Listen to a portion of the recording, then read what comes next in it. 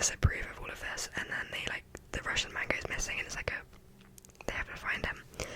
That was like such a bad explanation, but this film was so good. Mikey Madison, amazing. There's the actor who plays Igor, I can't remember, also so amazing. The cinematography of this was so good. The storytelling of it was so good. I loved it. I rated it 4 stars out of 5. There are so many edits of it on TikTok. Love them all. I would really recommend it. I knew I was gonna like it. I just didn't know how much I was gonna like it. But anyway, then I watched Sing Thriller. It's like a short that was on Netflix about I think it was the Halloween thing. I don't know. It was two stars out of 5 because I literally didn't care about it. It was 3 minutes long, but I just watched it, or maybe it was 10 minutes long. Yeah, I don't feel changed having watched it. I don't think it impacted my life in any way. But anyway, then we have Agatha All Along, which I know is a TV program, but it's on Letterboxd, so I'm gonna talk about it. 4 stars out of 5.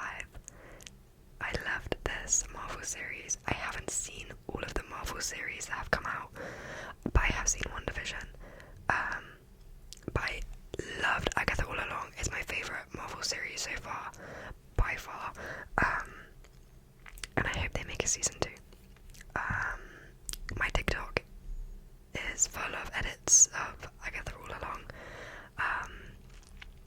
which I'm not complaining about, so I would recommend it, especially if you've not liked some of the Marvel series in the past, because I think some of them are hit or miss. I'm not a huge fan of most of them,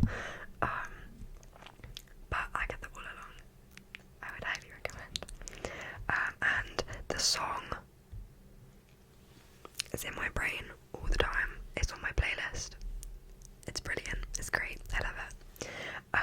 Moving on. I watched the Rocky Horror Picture Show because I have never seen it and I have no idea why. But I watched it and I loved it.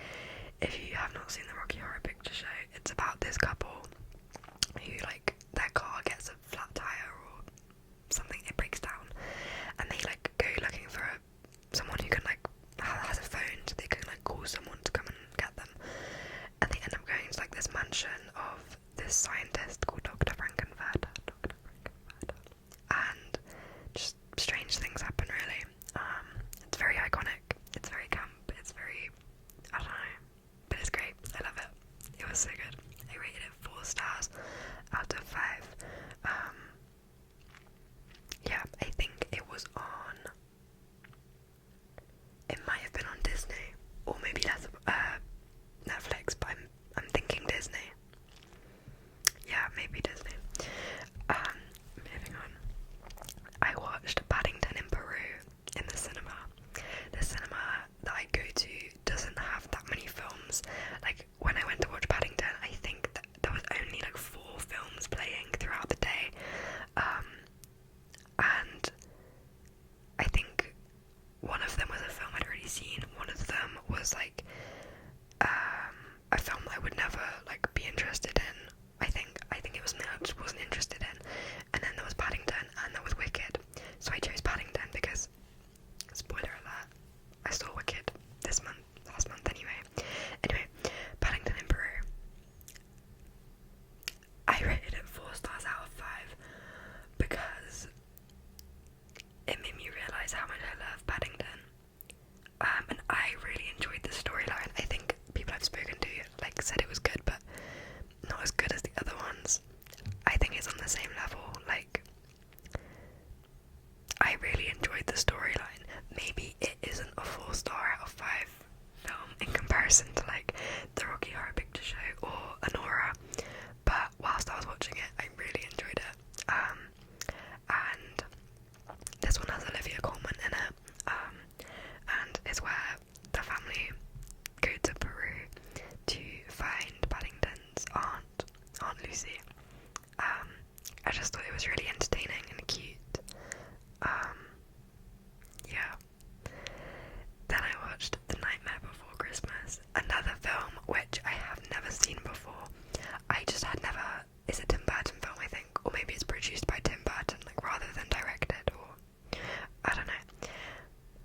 haven't seen that many. Like, I watched Coraline this year for the first time. I watched Paranorman this year for the first time. Maybe that's everything. I don't know, but I watched The Nightmare Before Christmas and I really liked it. I rated it 3.5 stars out of 5. Don't hate me. I really enjoyed it and I'm glad that I watched it, but I wouldn't watch it, like, it's not my go-to spooky or like Christmassy film. Like, it's about Halloween Town and they go pretty crazy for Halloween and they celebrate it, and Jack Skellington goes to this other like part of the world, or a different world, I don't really know, and he sees Christmas and he sees like Father Christmas or Santa Claus, and he's like, we need that in our town. So they kidnap Santa Claus to try and bring like the Christmas spirit to Halloween Town, and that doesn't work. So yeah, that's all I have to say about it. But yeah, I knew more of the music in it than I thought I would, and again, I love the animation. I just feel like I know that there are better films that I would rather watch, but that is not me saying it's a bad film, because I'm very glad that I watched it. I still enjoyed it. I don't know, I feel like that's mean, but like, I really enjoyed it still. It's just not 4 stars, whereas Paddington is. Anyway, the next film I watched was Eternal Sunshine of the Spotless Mind. This film, again, I have never seen it. This film was one of my favourite films I've watched this year. It's got Jim Carrey and Kate Winslet in it. It was insane. It was so emotional, so just beautiful. The music, the cinematography, the Kate Winslet's blue hair. Like, I don't know if I want my whole hair to be blue because she's inspiring me. But anyway, I'm gonna read you the letterboxd like synopsis of the film because I think I will just confuse it. So this is the letterboxd synopsis. Joel Parrish, heartbroken that his girlfriend underwent a procedure to erase him from her memory, decides to do the same. However, as he watches his memories of her fade away, he realizes that he still loves her and it may be too late to correct his mistake. So, from the beginning, I did not expect this film to be about like a treatment where you undergo a treatment where you can erase someone from their memory. That's not the film I thought it was. I didn't realise it would be so dystopian. But I went into it thinking it was going to be like a romance film or like a breakup film or something like that. But it was just so good. 4.5 stars. It got a little love heart. It was amazing. My whole TikTok is also filled with edits of this film. It's so beautiful. That's my favourite film of the month. Definitely up there for my favourite films of the year, but it was so good. Next I watched Tar. This got released onto Netflix and I was so happy because I tried to watch it in 2022 when it came out, and I don't know where it came out. I don't know if it came out in cinemas or if it came out on a platform, but I watched half an hour of it and I got so bored. But now that it was on Netflix, I decided to sit down and watch it again, and I did enjoy it. I rated it 3 stars out of 5. I would still recommend watching it if you haven't seen it. The only things I would say, it's very slow paced.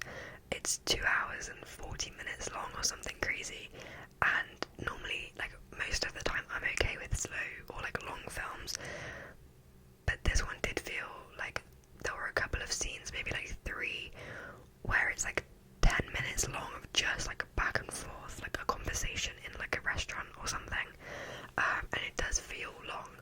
But then other parts of it, I feel like they needed it to be long. The film is about Lydia Tarr, who is a conductor, and she's rehearsing for one of these symphonies. Is that the word? She's rehearsing for a big orchestra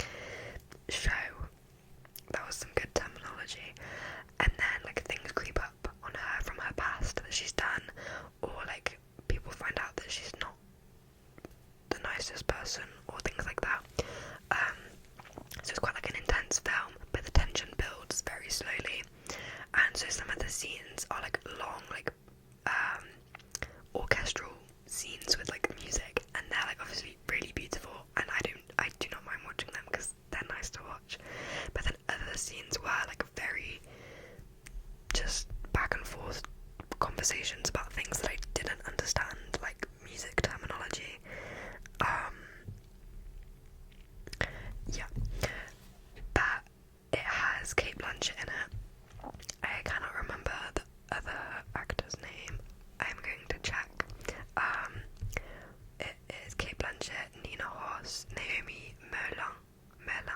She's in Portrait of a Lady on Fire.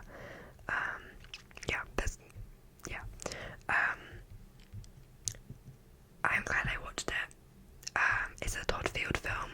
Have I seen another Todd Field film? I feel like the name is ringing a bell.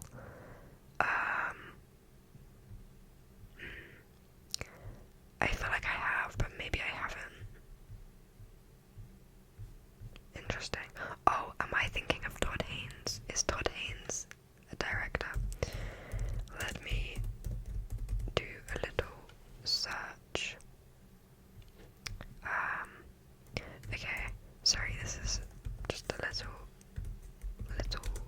intermission. Okay, Todd Haynes is a director, but what did he direct? Oh, he directed Carol and May December, and many other films that I have not seen. Okay, anyway. So yeah, I rated 3 stars out of 5 because it was still good and I could still appreciate that it was a well crafted film. But for me it was a little long. Sorry. And then the final film of November was Wicked. I've never seen Wicked the musical. I didn't even know there was a whole like backstory to the Wizard of Oz. I don't even know a lot of it now. But I knew that I had to see Wicked because my whole, like, everything on social media is just about Ariana Grande and Cynthia and Erivo, like, and their interviews, which are interesting to watch. However, I really enjoyed the film. It's part 1. Again, I didn't know there would be 2 parts, because I didn't research it. I don't know. I rated 3.5 stars. Don't hate me, because I liked it, and I loved the acting. All of them are great. It's a little bit cringy. Again, I know that that's kind of the vibe. Like it's a musical film set in a non-real world. Like, yeah, I don't know a lot of the music because I've never seen Wicked the musical. And it's one of those films that feels like very glossy and like clean, which again, I don't have a problem with, but they're like less of my favourite films. They're not my favourite films. But I thought the acting was really good, the singing was so good, which is why I would give it 3.5 stars, because I enjoyed it. I was not bored. One thing people would say to me before I went to the cinema was, they said, oh, it's really long, like some parts of it were like too long. I didn't feel that at all. Like I think it's like it's over 2 hours long, and I didn't even realise like that was something that, like, the amount of stuff that happens in the film kind of makes the film feel quicker. Like it's quite fast paced, I think. So yeah, I didn't have a problem with that, which I think is why I liked it more. Like there was a lot of stuff happening, and even though I haven't seen Wicked the musical, I could still pick up the story. I wasn't confused about anything, and I've researched it now, and like I know like a little bit more about what happens in the second part. But now I'm excited for the second part. I think I'm just not like obsessed with Wicked, which I think is okay.